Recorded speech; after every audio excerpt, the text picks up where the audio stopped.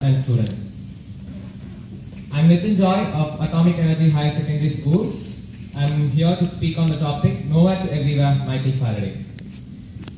Born into poverty in 1791 and trained as a bookbinder, Michael Faraday rose through the ranks of scientific elite even though at that time science was restricted to the wealthy and the well-connected. At the age of 13, Michael Faraday was working as an errand boy in a bookbinding company in London. He read every book that he bound and he decided that one day he would write a book of his own. It is because of his early reading and experiments with an idea of force that he was able to discover immense discoveries in the area of electricity. The Penhance High Street is overlooked by a statue of Sir Humphrey Davy. He was the one who invented the Davy lamp, which has saved the lives of many miners. On one occasion when Sir Humphrey Davy was asked, "What is the greatest discovery?" Sir Humphrey Davy gave a remarkable reply, "Michael Faraday."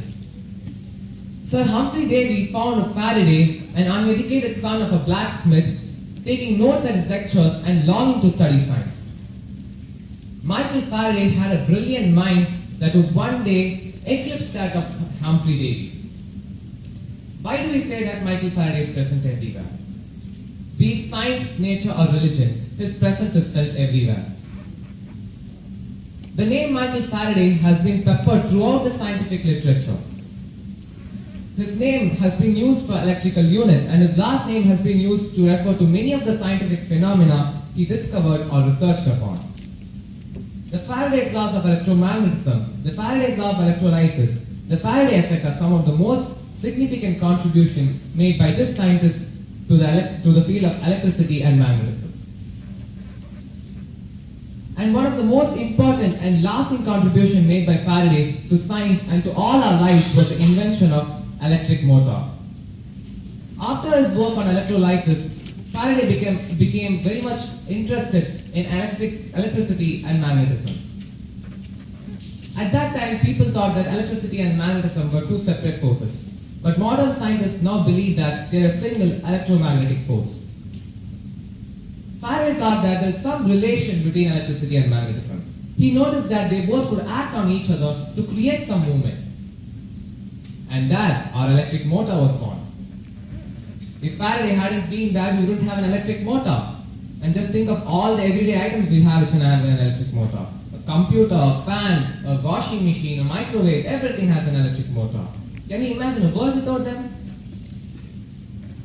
Michael Faraday had also played an important role in the design of modern lighthouses and many other things. In many ways, we owe the very shape of the modern world and the way we live in it to the life of Michael Faraday. So the next time you flick a switch and something happens, give thanks to the life of Michael Faraday. I would like to end my speech with a quote of Michael Faraday.